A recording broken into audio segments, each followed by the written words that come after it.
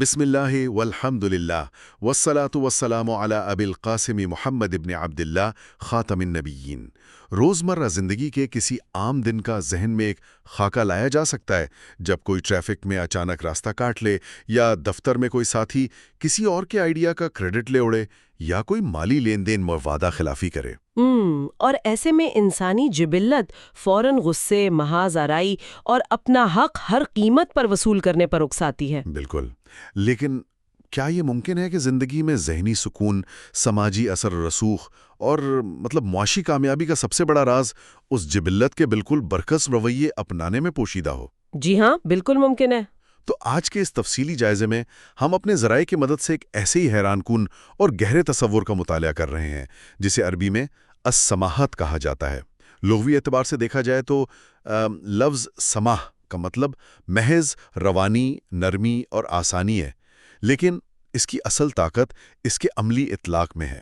صحیح، اور اگر اس کے اصطلاحی مفہوم اور نفسیاتی پہلوؤں کو ڈی کوڈ کیا جائے تو اس کے دو بڑے ستون نظر آتے ہیں۔ اچھا، وہ کون سے؟ پہلا ستون تو یہ ہے کہ انسان وہ چیز نہایت خوش دلی اور رضامندی سے کسی دوسرے کو دے دے جو اس پر شرعاً، قانوناً یا اخلاقاً واجب نہ ہو، مطلب حساب کتاب کی لکیر سے آگے بڑھ کر فضل اور کرم کا مظاہرہ کرنا۔ واہ، یعنی اپنا حق چھوڑ کر سخاوت کرنا۔ بالکل۔ اور دوسرا ستون ہمارے روزمرہ معاملات، گفتگو، لین دین اور رویوں میں جبر اور سختی کی بجائے شعوری طور پر نرمی اور گنجائش پیدا کرنا ہے۔ صحیح۔ اس تصور کو اگر ہم معاشرتی حرکیات کے تناظر میں دیکھیں نا، تو یہ سماحت معاشرے کی اس بھاری بھرکم مشینری میں بالکل اس اعلیٰ معیار کے تیل یا آئل کی طرح کام کرتی ہے جو مختلف پرزوں کے درمیان رگڑ کو کم کرتا ہے۔ یہ مشینری اور تیل کی تشبیہ بہت ہی جامع ہے، کیونکہ انسانی تعلقات کا پورا نظام دراصل توقعات اور جذبات کی انتہائی حساس پرزوں پر مشتمل ہوتا ہے۔ بالکل صحیح۔ جب انسان اپنی انا، ضد اور مزاج کی سختی کی وجہ سے ان تعلقات میں غیر ضروری رگڑ پیدا کرتا ہے تو یہ پرزے ہمیشہ کے لیے ٹوٹ جاتے ہیں، اور استغفر اللہ، انسان کو اس بات کا ادراک تک نہیں ہوتا کہ اس نے ایک وقتی غصے یا چند روپیوں کی خاطر کتنا بڑا سماجی اور جذباتی نقصان کر لیا ہے۔ بات تو سچ ہے۔ اب سوال یہ پیدا ہوتا ہے کہ یہ معاشرتی تیل یعنی سماحت نفسیاتی سطح پر کام کیسے کرتا ہے؟ ذرائع کا گہرا مطالعہ کرتے ہوئے یہ بات بہت نمایاں نظر آتی ہے کہ اسلامی تعلیمات میں اس رویے پر غیر معمولی زور دیا گیا ہے۔ جی بالکل۔ مثال کے طور پر سورۃ الاعراف کی آیت 199 میں واضح ہدایت ہے کہ خذ العفو وامر بالعرف واعرض عن الجاہلین، یعنی درگزر سے کام لیجئے، نیکی کا حکم دیجئے اور جاہلوں سے کنارہ کشی کیجئے۔ اور اسی طرح سورۃ البقرہ کی آیت 237 میں تو معاف کر دینے کو براہ راست تقوی کے زیادہ قریب قرار دیا گیا ہے۔ اس کی کیا وجہ ہو سکتی ہے؟ دیکھیں، اس کی وجہ وہ انتہائی باریک نفسیاتی حقیقت ہے جسے علامہ ابن عاشور نے اپنی تفسیر میں بیان کیا ہے۔ وہ اس سوال کا جواب دیتے ہیں کہ معاف کرنا تقوی کے قریب تر کیوں ہے۔ اچھا، وہ کیا کہتے ہیں؟ وہ بتاتے ہیں کہ جب ایک شخص اپنے جائز حق پر سختی سے ڈٹ جاتا ہے تو تکنیکی طور پر وہ کوئی گناہ نہیں کر رہا، کیونکہ حق مانگنا عین انصاف ہے، لیکن یہ رویہ اس انسان کے مزاج کی اندرونی سختی کو ظاہر کرتا ہے۔ یہ تو ہے۔ اس کے برعکس جب کوئی شخص طاقت یا حق ہونے کے باوجود اپنا حق چھوڑ دیتا ہے تو یہ اس کے دل کی نرمی اور ظرف کی وسعت کی علامت ہے۔ ایک نرم دل جس میں دوسروں کے لیے رحم ہو، وہ ظلم، تکبر اور کساوت سے فطری طور پر کوسوں دور ہوتا ہے۔ کیا بات ہے! اور یہی وہ کیفیت ہے جو انسان کو تقویٰ کے اعلیٰ ترین مقام تک لے جاتی ہے۔ ہم کتنی بار استغفر اللہ صرف عبادات کو ہی تقویٰ سمجھتے ہیں، جبکہ اصل امتحان تو معاملات میں دل کی اس نرمی کا ہے۔ بالکل بجا فرمایا آپ نے، لیکن یہیں پر میرے ذہن میں ایک بہت عملی اور زمینی سطح کا سوال ابھرتا ہے۔ یہ نظریاتی طور پر تو بہت خوبصورت ہے، لیکن آج کی یہ سخت گیر کارپوریٹ دنیا یا کسی بھی مسابقتی ماحول میں اگر مسلسل اپنے حقوق سے دستبردار ہوا جائے تو کیا لوگ اسے کمزوری نہیں سمجھیں گے؟ یہ ایک عام تاثر تو ہے۔ ذرائع میں سورۃ آل عمران کی آیت 159 کا حوالہ ہے، جس میں نبی کریم صلی اللہ علیہ وسلم کی نرمی کا ذکر ہے۔ لیکن کیا بعض اوقات خاص طور پر قیادت کے منصب پر ڈسپلن قائم کرنے کے لیے سختی ناگزیر نہیں ہوتی؟ کیا یہ سماحت لیڈر کو محض ایک کمزور منتظم نہیں بنا دے گی؟ یہ ایک بہت ہی منطقی سوال ہے اور اکثر قائدانہ صلاحیتوں پر بحث کے دوران یہ اٹھایا جاتا ہے، لیکن ہمیں سماحت اور کمزوری کے درمیان فرق کو سمجھنا ہوگا۔ ہو کیسے؟ حقیقی قیادت خوف سے نہیں بلکہ اثر و رسوخ سے جنم لیتی ہے۔ آیت کا بغور تجزیہ کریں تو اللہ تعالیٰ فرماتا ہے کہ اگر آپ صلی اللہ علیہ وسلم درست مزاج اور سخت دل ہوتے تو لوگ آپ کے ارد گرد سے منتشر ہو جاتے۔ بالکل، لوگ بھاگ جاتے۔ ایک سخت گیر لیڈر شاید وقتی طور پر کام نکلوا لے، لیکن وہ لوگوں کی وفاداری اور تخلیقی صلاحیتوں کو مار دیتا ہے۔ سماحت کا مطلب اصولوں پر سمجھوتا کرنا نہیں ہے، بلکہ ان اصولوں کو نافذ کرنے کے انداز میں ہمدردی اور گنجائش رکھنا ہے۔ صحیح۔ جب ایک لیڈر یہ گنجائش دیتا ہے تو لوگ اس کی عزت کرتے ہیں، اور یہ عزت اس سختی سے کہیں زیادہ پائیدار ہوتی ہے جو جبر سے حاصل کی گئی ہو۔ اس کا مطلب ہے کہ یہ محض ایک اخلاقی درس نہیں ہے، بلکہ ایک انتہائی مؤثر انتظامی حکمت عملی بھی ہے۔ اور یہ حکمت عملی صرف قیادت تک محدود نہیں ہے۔ بالکل نہیں۔ ذرائع میں ایک حدیث موجود ہے جو سیدھا معیشت اور روزمرہ کے بازاروں سے جڑتی ہے۔ نبی صلی اللہ علیہ وسلم نے فرمایا کہ اللہ کی رحمت ہو اس شخص پر جو بیچتے وقت، خریدتے وقت اور اپنے حق کا تقاضا کرتے وقت نرمی اور فیاضی سے کام لے۔ سبحان اللہ۔ یہ تو ایک مکمل معاشی رویے کی عکاسی ہے۔ علامہ ابن بطال اس کی تشریح میں ایک کمال کا نقطہ پیش کرتے ہیں۔ وہ کیا؟ وہ فرماتے ہیں کہ اس میں اعلیٰ اخلاق کی ترغیب تو ہے ہی، لیکن ساتھ ہی یہ خرید و فروخت میں بحث و تکرار اور غیر ضروری کھینچا تانی چھوڑنے کی بھی تلقین ہے۔ مطلب بھاؤتاؤں میں زیادہ الجھنا نہیں؟ جی، اگر ہم اسے جدید معاشیات کی زبان میں سمجھیں تو یہ دراصل مارکیٹ میں ٹرانزیکشنل فرکشن کو کم کرنے کی بات ہو رہی ہے۔ جب خریدار اور بیچنے والے کے درمیان اعتماد اور نرمی ہوتی ہے تو سودے جلدی طے پاتے ہیں، وقت بچتا ہے۔ اور یہی چیز کاروبار میں اس برکت کا سبب بنتی ہے جس کی طرف اشارہ کیا گیا ہے۔ ہم چند پیسوں کی بحث میں اکثر استغفر اللہ وہ برکت اور ذہنی سکون گنوا بیٹھتے ہیں جس کی اصل قیمت لاکھوں میں ہوتی ہے۔ بالکل صحیح کہا آپ نے۔ ذہنی سکون کی بات نے مجھے ایک اور پہلو کی طرف دھیان دلایا ہے۔ ذرائع کے مطالعے سے جو بات سب سے زیادہ چونکا دینے والی لگی وہ یہ ہے کہ السماحت ایک انسان کو شدید ترین ناموافق حالات میں بھی ٹوٹنے سے بچاتی ہے۔ جی ہاں، یہ صرف دوسروں کے لیے نہیں بلکہ خود انسان کے اپنے اعصاب کے لیے سب سے بڑی ڈھال ہے۔ لیکن یہ نفسیاتی سطح پر کیسے کام کرتی ہے؟ یہ سیدھا کوگنیٹو فلیکسیبلٹی یعنی ذہنی لچک کا معاملہ ہے۔ جو شخص سمحن نفس ہوتا ہے وہ حالات سے ٹکراتا نہیں ہے۔ وہ ضد نہیں کرتا۔ بالکل، جب حالات اس کی مرضی کے خلاف جاتے ہیں تو وہ حقیقت کو تسلیم کرنے سے انکار کر کے ذہنی اذیت کا شکار نہیں ہوتا، بلکہ تیزی سے نئے حالات کے مطابق خود کو ڈھال لیتا ہے۔ یہ لچک اسے اس شدید تناؤ سے بچاتی ہے جو ایک سخت مزاج انسان کو مسلسل کھوکھلا کرتا رہتا ہے۔ اور اس لچک کا سب سے عملی اور شاید مشکل ترین مظاہرہ مالی معاملات میں نظر آتا ہے۔ سورۃ البقرہ کی آیت 280 میں جس طرح قرض دینے والوں کو مقروض کی تنگ دستی کی صورت میں مہلت دینے کی ہدایت کی گئی ہے، یہ کوئی عام بات نہیں ہے۔ یقیناً مالی نقصان برداشت کرنا سب سے مشکل کام ہے۔ اور اسی حوالے سے وہ حدیث کتنی چشم کشا ہے جس میں پچھلی امتوں کے ایک شخص کا واقعہ بیان کیا گیا ہے۔ اس شخص کے پاس کوئی اور خاص نیک عمل نہیں تھا سوائے اس کے کہ وہ لوگوں کو قرض دیتا تھا۔ جی، اور اس کا اپنے خادموں کو ایک ہی حکم تھا کہ جب وصولی کے لیے جاؤ اور مقروض کو تنگ دست پاؤ تو اسے معاف کر دو۔ اور اس شخص کی دلیل کیا تھی؟ وہ کہتا تھا کہ شاید اس نرمی کے بدلے اللہ کر ہمیں بھی معاف فرما دے، اور اللہ تعالیٰ کی بے پایاں رحمت دیکھیے کہ اس نے واقعی اس کے اس عمل کو قبول کیا اور اسے بخش دیا۔ ہم کتنے کمزور ہیں، اور استغفر اللہ ہماری کوتاہیاں پہاڑوں جیسی ہیں، پھر بھی ہم ایک دوسرے کی رائے برابر غلطی معاف کرنے کو تیار نہیں ہوتے۔ یہ بات واقعی رونگٹے کھڑے کر دیتی ہے کہ کیسے دنیاوی بازار میں کیا گیا ایک عام سا کاروباری لین دین آخرت کے حتمی فیصلے کا سبب بن گیا۔ لیکن یہاں ایک عملی الجھن بھی سامنے آتی ہے۔ وہ کیا؟ اگر اس صفت کے اتنے شاندار نفسیاتی اور روحانی فوائد ہیں تو کیا ایک ایسا شخص جو پیدائشی طور پر سخت مزاج ہو یا حالات نے اسے چڑچڑا بنا دیا ہو، وہ کبھی یہ صفت اپنا سکتا ہے؟ مطلب کیا یہ سماہت کسی پٹھے یا مسل کی طرح ہے جسے ورزش کے ذریعے مضبوط کیا جا سکتا ہے؟ یہ ایک بہترین اور بہت ہی متعلقہ سوال ہے، اور یہ بالکل ایک مسل کی طرح ہی ہے۔ واقعی؟ جی، ذرائع میں ان نفسیاتی اور روحانی طریقوں کی باقاعدہ نشاندہی کی گئی ہے جن سے اس مزاج کو بالتدریج پیدا کیا جا سکتا ہے۔ ان میں بنیادی طور پر 3 طریقوں پر زور دیا گیا ہے۔ پہلا طریقہ تو ڈیلیڈ گریٹیفیکیشن کا ہے، یعنی فوری انعام کی بجائے صبر کرنا؟ جی، یعنی فوری غصہ نکالنے کے بجائے ان عظیم الشان انعامات پر غور کرنا جو درگزر کرنے والے کے لیے رکھے گئے ہیں۔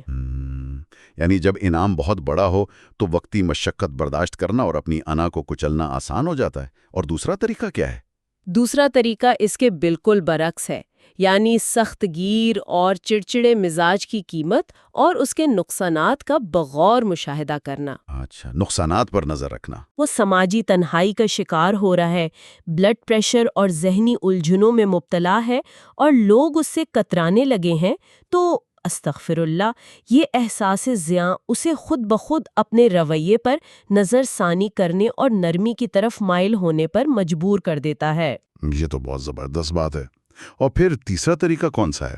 تیسرا طریقہ جو ان سب میں سب سے گہرا اور بنیادی ہے وہ ہے قضاء و قدر، یعنی تقدیر پر مضبوط ایمان۔ یہ تیسرا نقطہ ذرا دلچسپ اور غور طلب ہے۔ بظاہر قضاء و قدر ایک خالصتاً عقیدے کا معاملہ ہے۔ اس کا ایک انسان کے غصے یا سماعت سے براہ راست کیا تعلق بنتا ہے؟ تعلق بہت ہی براہ راست اور گہرا ہے۔ جدید نفسیات بھی یہ بتاتی ہے کہ انسان کا غصہ اور چڑچڑاپن زیادہ تر اس کنٹرول کے وہم یا ایلوژن آف کنٹرول سے پیدا ہوتا ہے۔ مطلب اسے لگتا ہے کہ وہ سب کچھ کنٹرول کر سکتا ہے؟ جی، کہ شاید وہ حالات کو اپنی مرضی سے چلا سکتا تھا۔ جب انسان قضاء و قدر پر سچا ایمان لے آتا ہے تو اسے یہ ادراک ہو جاتا ہے کہ جو کچھ ہو چکا ہے یا جو حالات اس کے اختیار سے مکمل طور پر باہر ہیں وہ اللہ کی طرف سے مقدر تھے۔ صحیح۔ یہ سوچ دماغ کو ماضی سے لڑنے اور دوسروں پر غصہ نکالنے کے بجائے موجودہ حالات میں بہترین راستہ تلاش کرنے کی طرف موڑ دیتی ہے۔ جب اختیار ہی نہیں تو کھڑنے اور سختی کرنے کا جواز ہی ختم ہو جاتا ہے۔ واہ، یہ وضاحت واقعی ذہن کے کئی دریچے کھول دیتی ہے۔ تو جب اصول اور نفسیات اتنے واضح ہو گئے تو کیا تاریخ میں ایسے لمحات آئے جب ان اصولوں کو انتہائی دباؤ کے حالات میں عملی طور پر برتا گیا؟ جی ہاں، تاریخ انسانی میں اس کی سب سے کامل اور حیران کن مثالیں نبی کریم صلی اللہ علیہ وآلہ وسلم کی ذات مبارکہ سے ملتی ہیں۔ ذرائع میں موجود حضرت انس رضی اللہ عنہ کی وہ روایت اس حوالے سے کمال ہے۔ وہ بتاتے ہیں کہ انہوں نے مسلسل 10 سال نبی صلی اللہ علیہ وسلم کی خدمت کی۔ 10 سال ایک طویل عرصہ ہے۔ بہت طویل عرصہ ہے جس میں انسان بے شمار غلطیاں کرتا ہے۔ یعنی پوچھا کہ تم نے فلاں کام کیوں کیا یا کیوں نہیں کیا، یہ برداشت کی ایک ناقابل یقین سطح ہے۔ اور اس سے بھی زیادہ دباؤ والا واقعہ اس دیہاتی بدو کا ہے جس کا ذکر ذرائع میں آیا ہے۔ ہاں، وہ چادر والا واقعہ نا؟ جی، وہ شخص پیچھے سے آیا اور اس نے نبی صلی اللہ علیہ وآلہ وسلم کی چادر کو اتنی شدت سے کھینچا کہ چادر کی سخت کناری کی وجہ سے آپ صلی اللہ علیہ وآلہ وسلم کی مبارک گردن پر باقاعدہ نشان پڑ گئے۔ یہاں میں اس واقعے کو ذرا آج کے جدید تناظر میں رکھ کر دیکھنا چاہوں گا۔ آج کی دنیا میں اگر کسی ریاست کے سربراہ کے ساتھ ایسا واقعہ پیش آئے تو اسے سیدھا سیدھا ایک سیکیورٹی بریچ، حملہ یا کم از کم توہین سمجھا جائے گا۔ یقیناً، اور سخت ترین سزا دی جائے گی۔ بالکل، اس شخص کو فوراً زمین پر گرا دیا جاتا۔ لیکن اس موقع پر رد عمل کیا تھا؟ آپ صلی اللہ علیہ وآلہ وسلم نے مڑ کر دیکھا، مسکرائے اور حکم دیا کہ اس دیہاتی کو مال دیا جائے۔ یہ کوئی عام رواداری نہیں ہے، یہ کشیدگی کو ختم کرنے کی ایک انتہائی اعلیٰ اور بے مثال حکمت عملی ہے۔ اور حیرت انگیز بات یہ ہے کہ مسلمانوں کی یہ سماعت محض افراد تک یا صرف اپنوں تک محدود نہیں رہی۔ اچھا، جب ہم اسے ریاستی پالیسیوں کے درجے پر دیکھتے ہیں تو غیر مسلموں کے ساتھ سلف صالحین کا رویہ آج کے جدید فلاحی ریاستوں کے تصورات سے بھی کہیں آگے نظر آتا ہے۔ ہاں، ذرائع میں اس کی بڑی شاندار مثالیں موجود ہیں، جیسے حضرت خالد بن ولید رضی اللہ عنہ کا اہل ہیرا کے عیسائیوں کے ساتھ معاہدہ۔ جی بالکل، اس میں یہ شرط باقاعدہ ریاستی دستاویز کے طور پر لکھی گئی کہ اگر ان میں کوئی شخص بوڑھا ہو جائے یا کوئی امیر غریب ہو جائے تو نہ صرف اس کا جزیہ معاف کر دیا جائے گا بلکہ اسلامی بیت المال سے اس کا اور اس کے خاندان کا باقاعدہ وظیفہ مقرر کیا جائے گا۔ یہ تو آج کے اسٹیٹ پینشن کے تصور کی ابتدائی اور عظیم ترین شکل ہے۔ بالکل۔ اور حضرت عمر بن الخطاب رضی اللہ عنہ کا وہ واقعہ دیکھیے جب انہوں نے ایک نابینا یہودی بھکاری کو مانگتے دیکھا۔ انہوں نے صرف اسے کھانا ہی نہیں کھلایا بلکہ یہ تاریخی جملہ کہا کہ خدا کی قسم یہ کوئی انصاف نہیں کہ ہم ان کی جوانی میں تو ان سے ٹیکس وصول کریں اور جب یہ بوڑھے ہو جائیں تو انہیں بے یار و مددگار چھوڑ دیں۔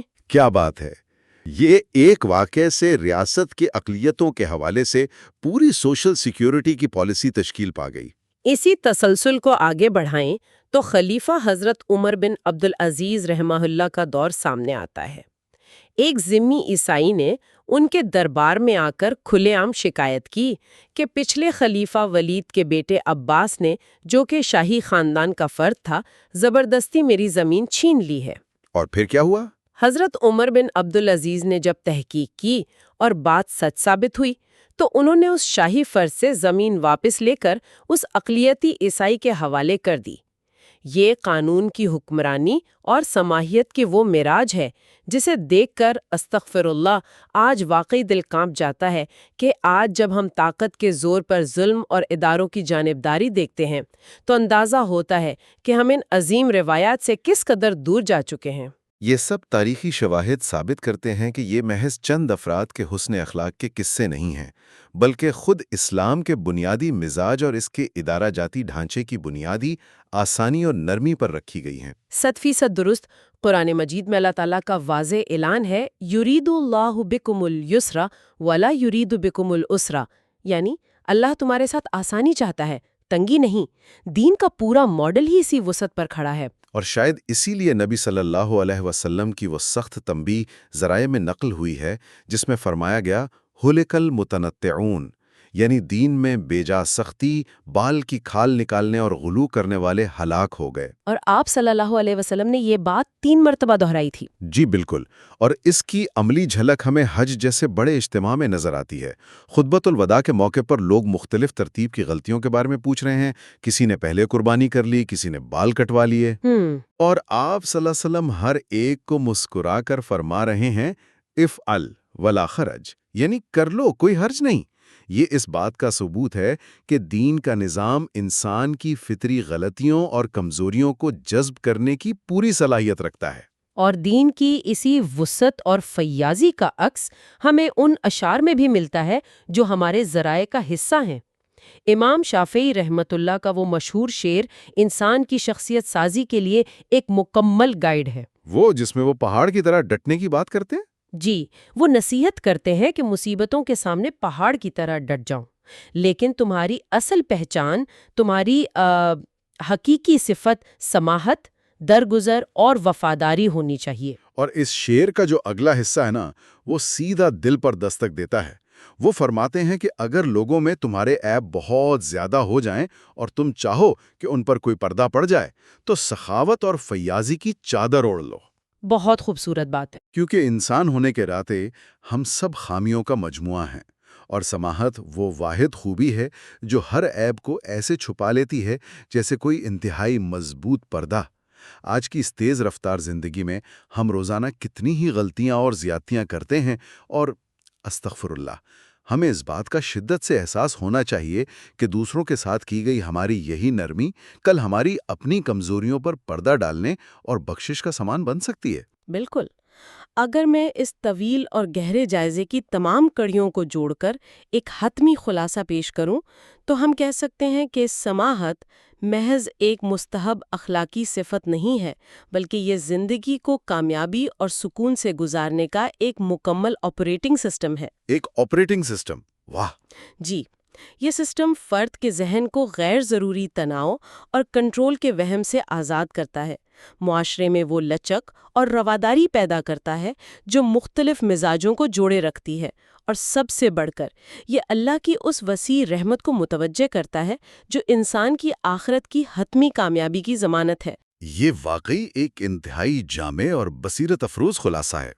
علماء اکرام کی ایک بات مجھے یاد آ رہی ہے کہ نرم دل انسان ایک زرخیز اور نم زمین کی طرح ہوتا ہے جس میں ہر خیر کا بیج بآسانی پھلتا پھولتا ہے، جبکہ سخت دل بنجر چٹان کی مانند ہے جہاں کچھ نہیں اگتا۔ بہت پیاری تشبیہ ہے۔ اس تمام گفتگو کے بعد ہم سب کے لیے یہ ایک بہت گہرا اور سوچنے کا مقام ہے۔ ذرا آج کی اس شدید مسابقتی اور ہائپر ایکٹیو دنیا پر غور کیا جائے۔ یہاں ہر شخص، ہر رشتے، ہر بحث اور ہر لین دین میں صرف خود کو درست ثابت کرنے کی ایک نہ ختم ہونے والی جنگ لڑ رہا ہے۔ بالکل ایسا ہی ہے۔ ذرا غور کیجئے، اگر ہم صرف درست ثابت ہونے کی اس تھکا دینے والی اور رشتے توڑ دینے والی ضد کو ترک کر دیں اور اس کی جگہ شعوری طور پر دوسروں کے لیے آسانی پیدا کرنے کو اپنی زندگی کی ترجیح بنا لیں تو ہماری ذاتی الجھنوں اور اجتماعی معاشرتی زندگی میں کس قدر حیران کن اور پرسکون انقلاب آ سکتا ہے۔ ھذا ما عندی واللہ ورسولہ اعلم بالصواب۔